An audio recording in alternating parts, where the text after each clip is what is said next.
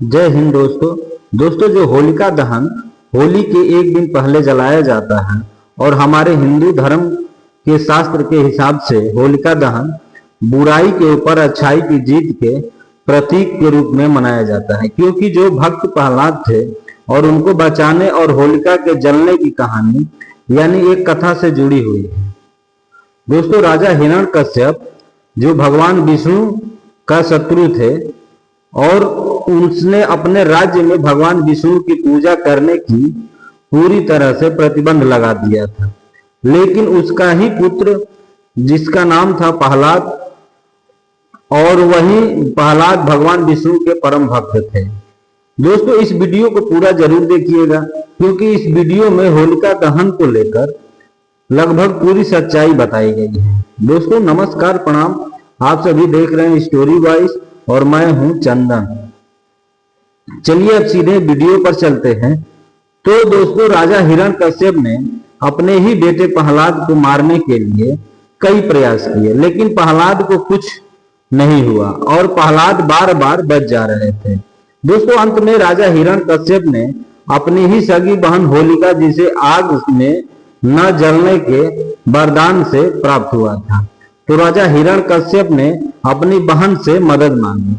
दोस्तों, तब राजा हिरण्यकश्यप के कहने पर बहन होलिका ने अपनी ही भाई के लड़के को लेकर यानी प्रहलाद को गोद में लेकर आग में प्रवेश कर गई। दोस्तों, कहा जाता है ना, वो ये वही जो राम रचि राखा। तो दोस्तों, प्रहलाद की भक्ति में इतनी ताकत थी कि उसकी भक्ति के कारण उसकी आग में हिरण्यकश्यप की बहन होलिका पूरी तरह से जल गई और वहीं प्रहलाद बच गए। दोस्तों, इस घटना के बाद से लोग होलिका दहन यानी बुराई पर अच्छाई के जीत की प्रतीक के रूप में मनाया जाने लगा। और दोस्तों, होलिका दहन मतलब बुराई पर अच्छाई की जीत का प्रतीक है और यह दर्शाता भी है कि सत्य और भक्ति की हमेशा जीत होती है।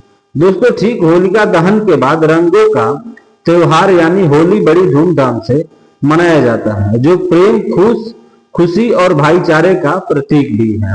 दोस्तों, होलिका दहन एक सांस्कृतिक शब्द है और होलिका दहन रोमन यानी होलिका दहन का शाब्दिक अर्थ होलिका का जलना, जिसे संस्कृत में होलिका दहनम या छोटी होली कहा जाता है।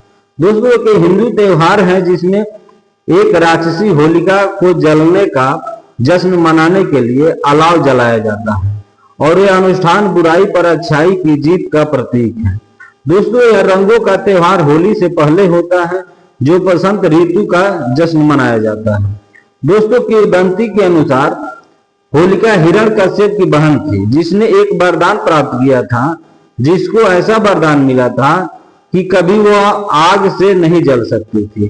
फिर उसने अपने ही भतीजे प्रहलाद को अपनी गोद में एक अलाव में रखकर मारने का प्रयास किया। हालांकि वह भस्म हो गई, जबकि प्रहलाद को आग से बचा लिया गया।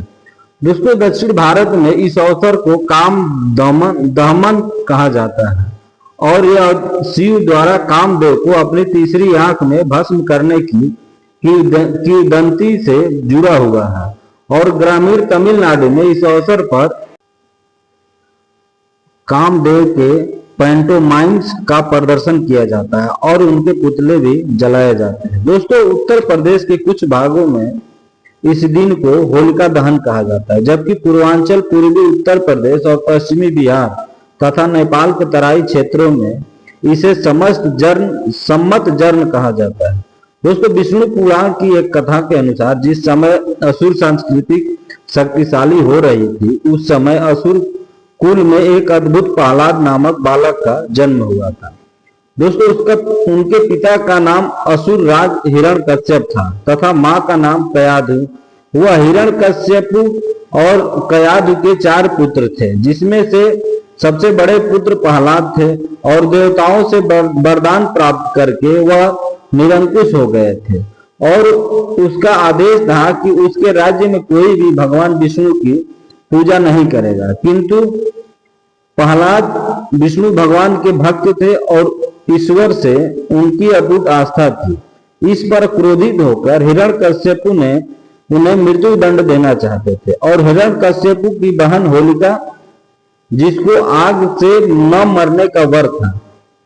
प्रहलाद को लेकर अग्नि में बैठ गई, परंतु ईश्वर की कृपा से प्रहलाद को कुछ भी नहीं हुआ और वह स्वयं भस्म हो गए। इस दिन को होलिका दहन के नाम से मनाया जाता है। दोस्तों, अगले दिन भगवान विष्णु ने नरसिंह अवतार लेकर हिरण्यकश्यप का पेट चीरकर उसे मार डाला और सृष्टि को उसके अत्याचारों से मुक्ति प्रदान की। इसी अवसर को याद कर होली मनाई जाती है। इस प्रकार प्रहलाद की कहानी होली के पर्व से जुड़ी हुई है। हमें भी प्रहलाद की तरह बनना चाहिए। दोस्तों, अगर आप भी सभी को हमारी वीडियो अच्छी लगी है तो एक लाइक तो बनता है दोस्तों। और दोस्तों, चैनल को जरूर सब्सक्राइब कीजिएगा ताकि जब भी कोई वीडियो डाले तो आपके पास तुरंत पहुंच जाए। बाकी दोस्तों, होली और होलिका दहन को लेकर आप सभी का क्या राय है, आप लोग कमेंट करके जरूर बताइएगा, क्योंकि आप सभी का एक एक कमेंट हमारे लिए बहुत महत्वपूर्ण है। बाकी दोस्तों, यह वीडियो आप अपने दोस्तों रिश्तेदारों में शेयर करना बिल्कुल मत भूलिएगा। नमस्कार, प्रणाम, जय हिंद, जय भारत।